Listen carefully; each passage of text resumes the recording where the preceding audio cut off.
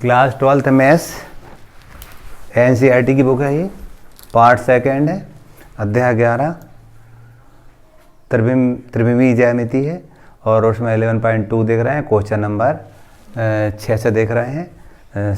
सवाल क्या था, उस रेखा का समीकरण ज्ञात करो, उस रेखा का कार्तीय समीकरण ज्ञात करो जो -2 4 -5 से होकर जाती है और रेखा इसके समानांतर है। ठीक है, हम जानते हैं रेखा का जो कार्तीय समीकरण होता है x - x1/a बराबर y - y1/b बराबर z - z1/c। ये हमारा सूत्र होता है। हमें दिया है, ये जो दिए थे ना, ये x1 y1 और z1 है, ये बिंदु है ना, x1 y1 z1 है जी। और जे जो जे है ना, जे 3 5 6 इस रेखा के समांतर, तो जे हमारे ABC के मान हो। किसके मान होंगे? ABC। ठीक है, तो यहाँ पर x माइनस और -2, क्योंकि x1 का मान -2 था, अपान a मतलब 3, ये y - y1 कितना है 4 अपान b मतलब 5, z - z1 कितना -5, तो -5/c कितना है हमारे पास 6 है। इसको करेंगे हम तो x + 2/3 y - 4/5 और z + 5/6, ये हमारा आंसर होगा। ठीक है, दूसरे तरीके से भी कर सकते हैं हम, इसको हम इस प्रकार से भी कर सकते हैं, r बार बराबर a bar plus lambda b बार से भी कर सकते हैं। इस विधि से भी कर सकते हैं। r बार तो हम जानते हैं xi + yj + zk बराबर a क्या था, j था हमारे पास -2i + 4j - 5k, j plus lambda था हमारे पास। b बार क्या होगा हमारा, हम कहेंगे 3i + 5j + 6k। यहाँ पर हम दोनों पक्षों से i j के गुणकों की तुलना करेंगे, लैम्डा का मान निकालेंगे और उनको बराबर रखेंगे तो यहीं पहुँचेंगे। ठीक है, जो हमने कल दिखाया था पिछले वीडियो में। ठीक है, तो क्वेश्चन नंबर हमारा 6 पूरा हो जाता है। अगला क्वेश्चन था 7वां हमारा, एक रेखा का हमें कार्तीय समीकरण दिया था, इसका सदिश समीकरण ज्ञात करना था। हम जानते हैं सदिश समीकरण r बार बराबर a bar plus lambda b बार होता है, ये सदिश समीकरण होता है। अब a बार क्या है, b बार क्या है, तो a बार बराबर 5i cap - 4j cap + 6k।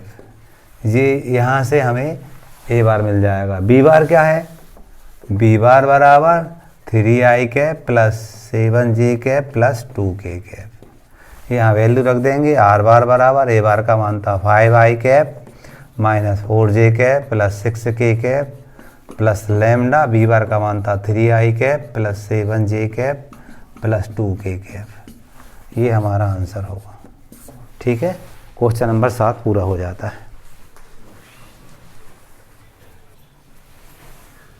Question number 8 था हमारा, मूल बिंदु और 5 - 2 3 से जाने वाली रेखा का सदिश और कार्तीय समीकरण ज्ञात करना है। ठीक है, पहले सदिश समीकरण ज्ञात करेंगे, फिर कार्तीय ज्ञात करेंगे। हमें यहाँ पर मान ले रहे हैं जो a बार है वो हमारा 0i cap + 0j cap + 0k दिया है, और b बार बराबर 5i cap - 2j cap + 3k। हम जानते हैं दो बिंदु से होकर जाने वाली रेखा का सदिश समीकरण क्या होता है। सदिश समीकरण यहाँ लिख रहा हूँ मैं। सदिश समीकरण ये होता है हमारा r बार बराबर a bar plus lambda b bar minus a बार। दो बिंदु है तो ये आता है, और एक बिंदु हो तो lambda plus lambda into b बार आता था, हमने पिछले सवाल में देखा था। अब यहाँ पर r बार तो यही रहेगा, इसका मान था 0i कैप 0j कैप और 0k प्लस लैम्डा। b बार क्या था हमारे पास 5i cap - 2j cap + 3k। ऋण 0 था तो वो 0i कैप 0j कैप और 0k ऋण के ये हैं। तो इसको और हल करेंगे तो आर बार बराबर ये तो 0 हो जाएगा और ये भी 0, क्या बचेगा, लैम्डा लिख के लिखेंगे हम 5i cap minus 2j cap plus 3k cap. ठीक है, एक आंसर हो गया। कार्तीय समीकरण निकालने के लिए यहाँ से भी निकाल सकते हैं हम आर का मान xi बाय जे जेड के रख दें हम और आई जे के गुणों की तुलना कर देंगे, लैम्डा को मान निकाल लेंगे तो हम कार्तीय समीकरण मिल जाएगा। और दूसरा तरीका और होता है, उस तरीके से भी निकाल सकते हैं हम। यहाँ लिखने जा रहा हूँ कार्तीय समीकरण। कार्तीय समीकरण x माइनस x1 बटे x2 ऋण x1, y माइनस y1 बटे y2 ऋण y1 और z माइनस z1 बटे z2 माइनस z1, इसके माध्यम से भी हम निकाल सकते हैं। और यहाँ पर हर बार का मान xi बाय जे जेड के रख कर भी हम तुलना करके आई जे के गुणों की तुलना करेंगे, लैम्डा का मान निकालेंगे और फिर हम लैम्डा के मान को बराबर रख देंगे, तब भी मिल सकता है। इससे मिल सकता है, इससे कर रहे हैं हम। तो देखिए x माइनस x1 क्या है हमारे पास, 0 है, ये है ना 0, x1 y1 z1 और x2 y2 z2। तो x माइनस 0 नहीं लिखें चलेगा हमारा। फिर क्या था हमारा x2 माइनस x1, तो ये 5 आ जाएगा, ये y अपान माइनस 2 आ जाएगा, जे z अपान 3 आ जाएगा। ठीक है, ये हमारा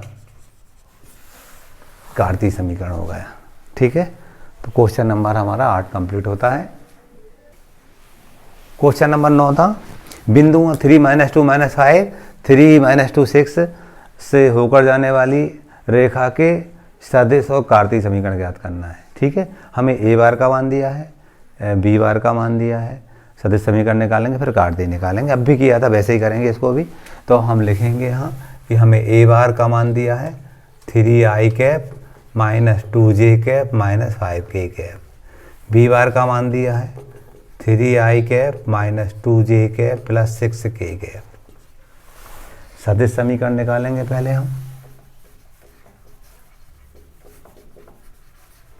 ये क्या होता, आर बार बराबर A bar plus lambda B bar minus A bar, ये होता दो बिंदु से होकर जाने रेखा का सदिश समीकरण। अब आर बार यही रहेगा, ए बार क्या था हमारे पास 3i cap minus 2j cap minus 5k cap plus lambda, B bar क्या था 3i cap minus 2j cap plus 6k cap minus A bar तो 3i cap plus 2j cap plus 5k cap. क्या कर दिया मैंने, ऋण का गुणा कर दिया, माइनस से गुणा कर दिया तो माइनस 3i हो गया, ये प्लस 2j हो गया और प्लस 5k हो गया। ठीक है, तो आर बार बराबर 3i cap minus 2j cap minus 5k cap plus lambda, यहाँ करेंगे देखिए 3i और ये घटाएंगे तो 0i बचेगा। ठीक है, यहाँ पर ऋण 2 धन 2 तो ये 0j बचेगा, 6 और 5 11, ये हमारा एक आंसर होगा। ये सदिश समीकरण हो गया। हम अब निकालेंगे कार्तीय समीकरण। कार्तीय समीकरण यहाँ से भी निकाल सकते हैं। कैसे निकाल सकते हैं हम, आर का मान xi प्लस वाई जे प्लस जेड के रखेंगे हम, दोनों पक्षों से आई जे के गुणांकों की तुलना करेंगे, लैम्डा के मान मिलेंगे, उनको बराबर रख देंगे, समीकरण मिल जाएगा। ठीक है, वो मैंने कल वाले वीडियो में बता रखा था। अब मैं दूसरे तरीके से बता रहा था, सूत्र भी लगा सकते हैं हम, x माइनस x1 बटे x2 minus x1, y minus y1 बटे y2 माइनस y1 और z माइनस z1 बटे z2 माइनस z1। इस सूत्र के माध्यम से भी हम कार्तीय समीकरण निकाल सकते हैं। तो x माइनस x1 j है 3, x2 मतलब 3 माइनस 3 बराबर y माइनस y1 तो प्लस 2 हो जाएगा, और ये लिखेंगे माइनस 2 माइनस माइनस 2 और z माइनस z1 कितना है हमारे पास माइनस 5 प्लस 5 कर दूं, क्यों, ये ऋण ऋण का धन बन जाएगा, ऋण था, और यहाँ करेंगे हम तो z2 मतलब 6 ऋण 5, ऋण ऋण का धन 5, तो ये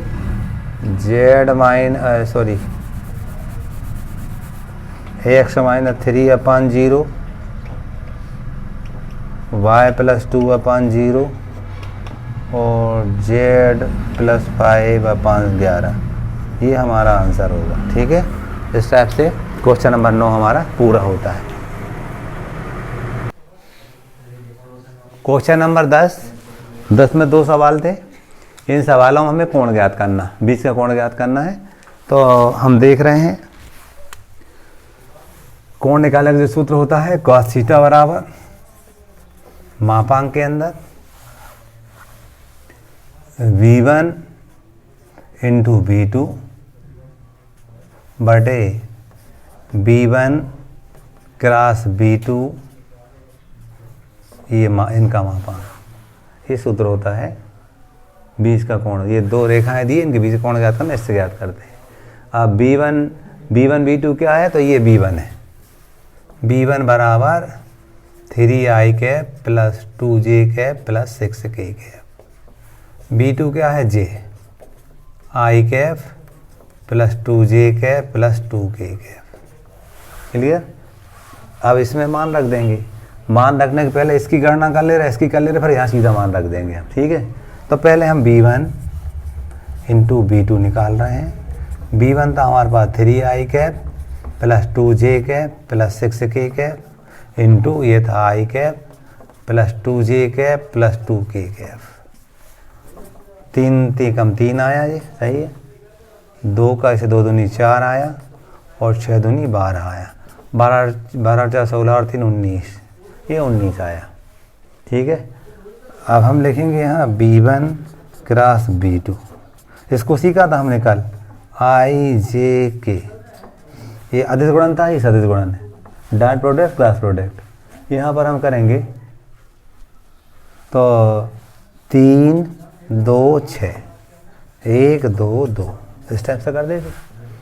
अब आगे करेंगे हम, तो आई लेते थे हम, और ये वाली पंक्ति कटी, ये कॉलम कटेगा, ये पंक्ति कटी, ये कॉलम कटेगा। 2 दूनी 4, 4 ऋण 12। अब जे लेंगे हम, ये कटा ये कटा, 3 दूनी 6 ऋण 6। के लेंगे हम, के लिए हम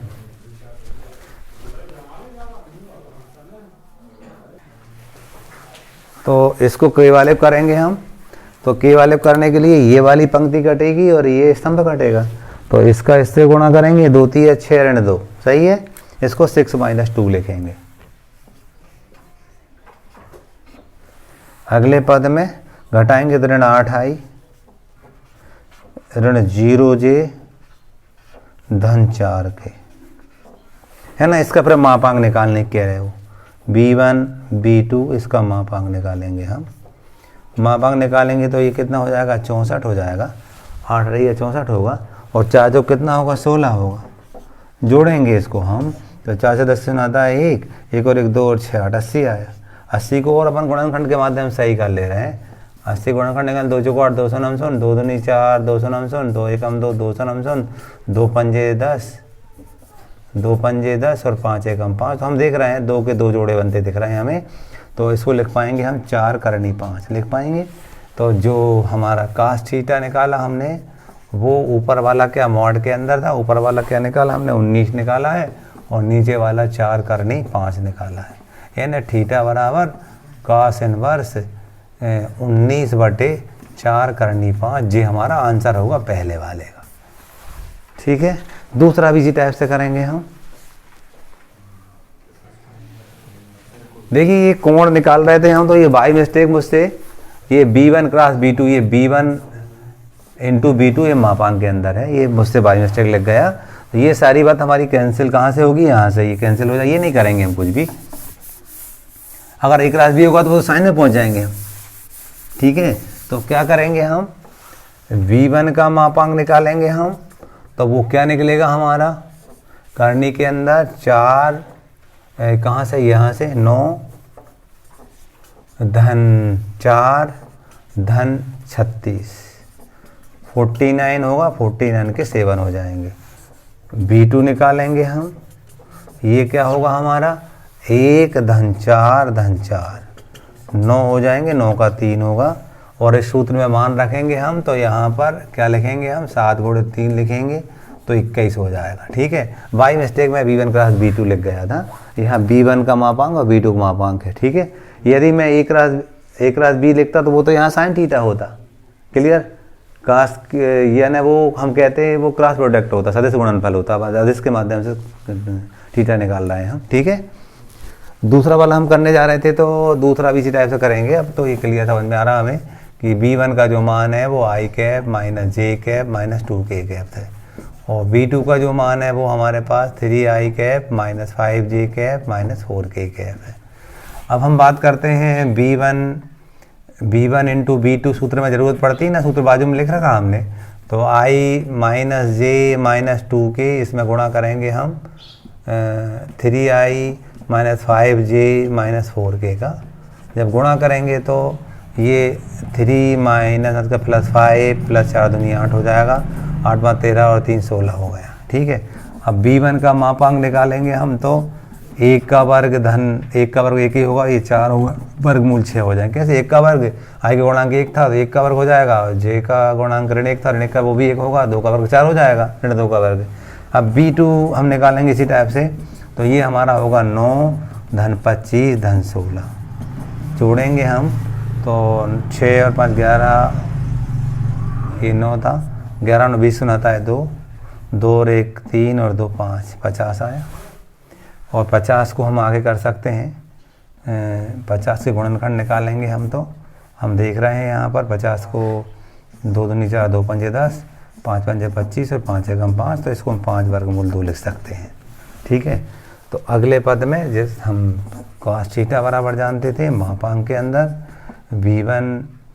b1 इंटू b2 बटे b1 का मापांक इंटू b2 का मापांक। पिछले वाले में बाई मिस्टेक से क्रॉस लिख गए थे हम यहाँ, ये लिखा, इसका मान क्या निकाला हमने ऊपर वाले का 16 निकाला, और ये इसको क्या निकाला, ये था हमारा करनी 6 और ये था हमारा 5 करनी 2। इसको और आगे करेंगे हम, 6 को लिख सकते हैं हम 2 3 या 6 ऐसा लिख सकते हो, 3 एकम 3, तो हम देख रहे हैं 1 2 ये और 1 2 इधर से आएगा, तो 1 2 और बाहर आ जाएगा, तो हम क्या लिखेंगे 16 बटे 2 गुणित 5 करनी 3 बचेगा, ऐसा करेंगे। 2 एकम 2 2 अट्ठे 16, तो 8 बटे 5 करनी 3, तो जो थीटा रहेगा वो cos इनवर्स 8 बटे 5 करनी 3 होगा, ठीक है। इस टाइप से हमने सेकंड क्वेश्चन देखा, आ गया। जी हमें रेखाओं के समीकरण कार्तीय रूप में दे रखे हैं। जब कार्तीय रूप में दिए होते हैं तो सूत्र हम चेंज करते हैं। cos थीटा बराबर a1 a2 plus b1 b2 plus c1 c2 बटे वर्गमूल के अंदर a1 की घात 2 धन b1 की घात 2 धन c1 की घात 2, फिर वर्गमूल के अंदर a2 की घात 2 धन b2 की घात 2 धन c2 की घात 2। इस सूत्र को लगाते हैं। अब a1 b1 c1 ये वाले होंगे, हम कहेंगे a1 का मान 2 होगा, b1 का मान 5 होगा और c1 का मान ऋण 3 होगा। यहाँ से a1 b1 c1, यहाँ से a2 का मान ऋण 1 होगा, b2 का मान 8 होगा और c2 का मान हमारा 4 होगा, ठीक है। यहाँ मान रख लेंगे, हम गुणा करेंगे, 2 का 1 से करेंगे ऋण 2 हो जाएगा, ऋण 1 से 5 अट्ठे 40 हो जाएगा, सीधा कर रहा हूँ मान रख के। इसका इससे करेंगे 4 3 12, ऋण के 12 हो जाएंगे, पूरे के बटे वर्ग करेंगे, इसका 2 का वर्ग 4, 5 का वर्ग 25 और 3 का वर्ग ऋण 3 का वर्ग धन 9। इसी टाइप से इसका करेंगे 1, 8 का वर्ग 64 और 4 का वर्ग 16। इसको करेंगे, देखिएगा 12 और 2 14, 14 घटाएंगे कितने बचेंगे, यहाँ पर 26 बचेंगे, सही है। अब यहाँ पर 9 और 5 14 और 4 18 के 8 आता है 1 और 2 3 38, वर्गमूल के अंदर 38 आएंगे। इसको करेंगे तो 6 और 4 10 और 11 के खाता है 1 और 1 2 और 6 8, 81 आएंगे जी, सही है। इसको आगे करेंगे 26 बटे 9 कर दूँ, वर्गमूल 38 था जी हमारा, तो ये थीटा बराबर cos इनवर्स 26 बटे 9 करनी 38 हो जाएगा जी, आंसर होगा। इसी टाइप से दूसरा करेंगे हम। यहाँ पर a1 बराबर 2, b1 बराबर 2, c1 बराबर 1 और a2 बराबर 4, B2 बराबर 1 और C2 बराबर 8। सूत्र लगाएंगे, हम जानते हैं cos थीटा बराबर A1 A2 plus B1 B2 plus C1 C2 बटे वर्गमूल के अंदर A1 की घात 2 धन B1 की घात 2 धन C1 की घात 2, यहाँ पर भी A2 की घात 2 धन B2 की घात 2 धन C2 की घात 2। सीधा गुणा कर रहा हूँ मैं, 2 का 4 से 2 चौको 8, B1 B2 का 2 के 1 से 2 एकम 2, C1 C2 का 1 के 8 से 1 अट्ठे 8 हो जाएगा। वर्गमूल के अंदर 2 का वर्ग 4, 2 का वर्ग 4, 8 और 1 9, करनी 9 लिख दिया। इसको करूँगा ऐसे ही, 4 चौको 16, 16 धन 1 धन 64 जोड़ेंगे हम, 8 2 से 18 आ गया ऊपर वाला। इसको करेंगे 9 का 3 हो जाएगा, और 4 और 1 5 और 6 11 के खाता है 1 और 1 2 और 1 और 6 7 और 1 8 81 होगा करनी के अंदर। तो ये 18 बटे 3 गुणित 9 हो जाएगा, 9 एकम 9, 9 दूनी 18, ये 2 बटे 3 आया। तो हम लिखेंगे थीटा बराबर cos इनवर्स 2 बटे 3, ये हमारा आंसर होगा।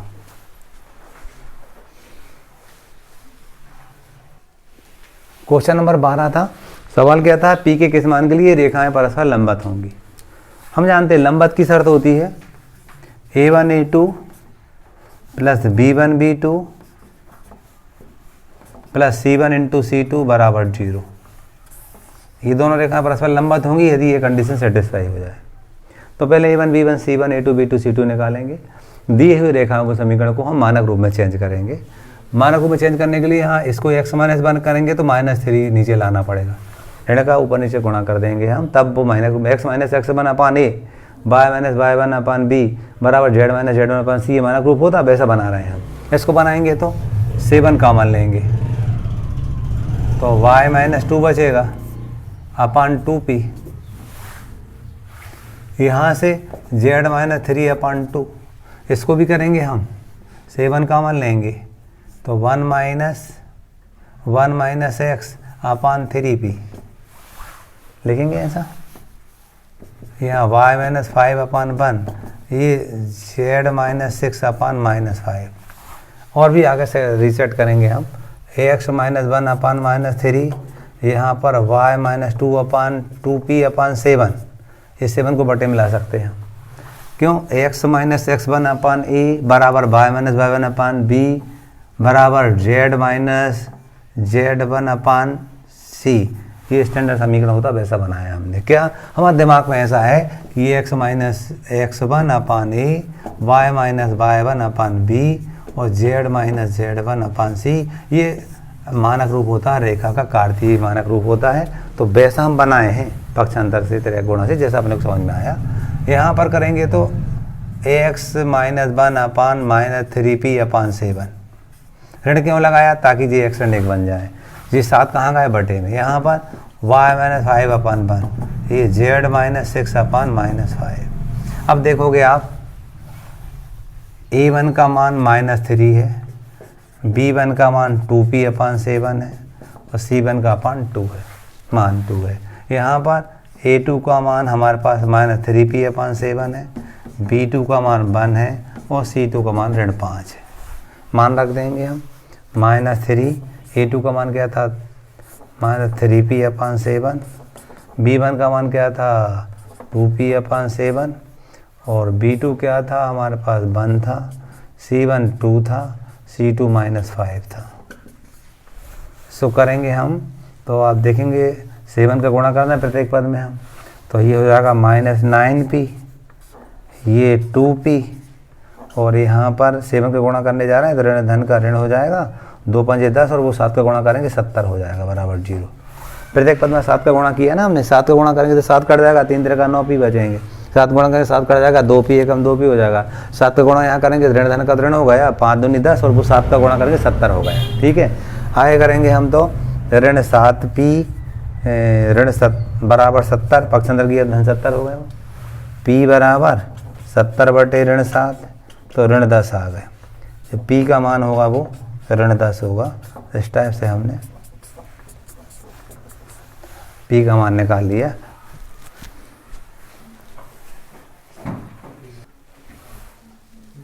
आप देखोगे A2 का जो मान है ना, A2 का मान ऋण 3p/7 है। वाई मिस्टेक यहाँ से अपने ऋण लगाना भूल गए थे, तो ऋण ऋण का क्या बन जाएगा, ये धन बन जाएगा। ये हम देखेंगे तो 9 और 2 11 हो जाएंगे, 11p है ना। तो ये हमारा आंसर हो जाएगा p = 70/11 है ना। क्या हुआ था, गलती से हम A2 का मान ऋण लगाना भूल गए, उसमें ऋण 3p/7 था, ऋण ऋण का धन 3 3 का 9p/7, 7 का गुणा कर दिया था हमने वो, ठीक है। तो इस टाइप से हमारा 70/11 p का मान हो गया। हमें क्वेश्चन नंबर 13 में बताना है कि रेखाएं परस्पर लंबवत है।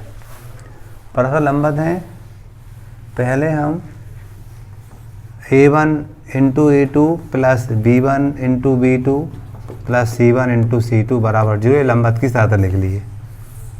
हम समीकरण 1 से देख रहे हैं, A1 = 7 है, B1 = -5 है और C1 = 1 है। इससे A2 = 1 है, B2 = 2 है और C2 = 3 है। रखते हैं 7 × 1, B1 का मान -5 × 2, 1 × C2 का मान है 3, 7 ऋण 10 धन 3, 10 ऋण 10 0 = 0। यही बताना था कि ये रेखाएं परस्पर लंबवत है, ठीक है। सवाल नंबर 13 हो जाता है। क्वेश्चन नंबर 14 था, अच्छा इंपॉर्टेंट क्वेश्चन है, हमें इसे न्यूनतम दूरी ज्ञात करना है। शॉर्टेस्ट डिस्टेंस लिख दिया हम न्यूनतम दूरी को, न्यूनतम दूरी बराबर मापांक के अंदर B1 cross B2 into A2 minus A1 बटे B1 क्रॉस B2 का मापांक। ये न्यूनतम दूरी ज्ञात करने का सूत्र है। इन सब मानों को निकाल के रख देंगे हम। अब पहले वाले समीकरण से A1 का मान मिलेगा हमें i cap plus 2j cap plus k cap, B1 का मान मिलेगा हमें i minus j plus k, सही है।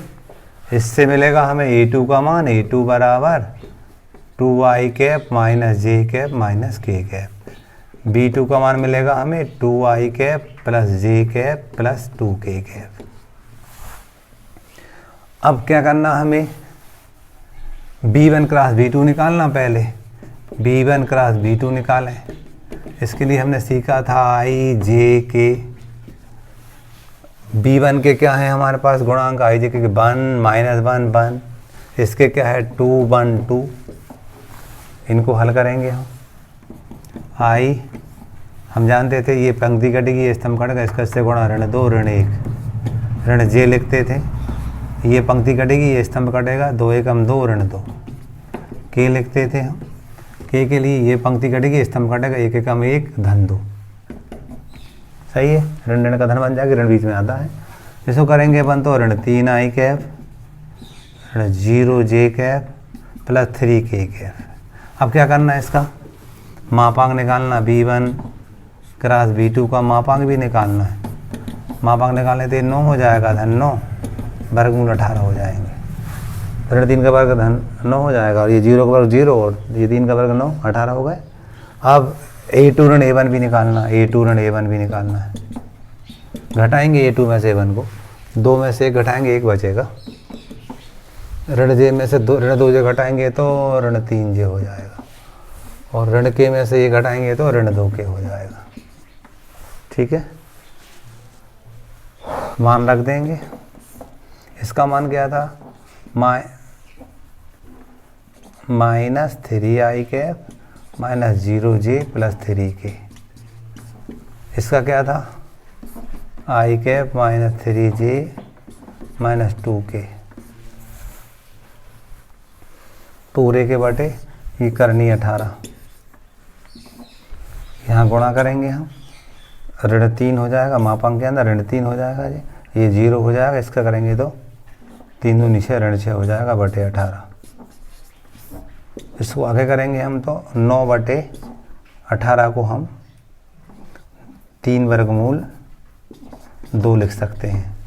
मापांक के अंदर ऋण 9, मापांक से बाहर लेंगे धन का 9 बन जाएगा वो। और यहाँ पर 18 को हम जानते हैं ना, 18 का गुणनखंड निकालते यदि हम, तो 3 3 18, 3 दूनी 6 और 2 एकम 2, तो ये 3 बाहर आ जाएगा, अंदर 2 रह जाएगा। अब करेंगे 3 एकम 3, 3 त्रिका 9, तो 3 बटे करनी 2, ये हमारा आंसर होगा। ठीक है, क्वेश्चन नंबर 14 पूरा हो जाता है। यदि परिमेयकरण करोगे तो उत्तर जैसे उत्तर मिल जाएगा ना। क्या करेंगे, करनी 2 का ऊपर नीचे गुणा कर देंगे इसमें हम, तो ये बन जाएगा 3 करनी 2, ये वर्गमूल 4, तो 3 करनी 2 बटे 2। सही है ना, ये हमारा आंसर होगा। पहले जो निकाले वो भी सही था, परिमेयकरण कर लोगे तो उत्तर जैसा उत्तर मिल जाता है। ठीक है, हर का परिमेयकरण कर लेंगे हम।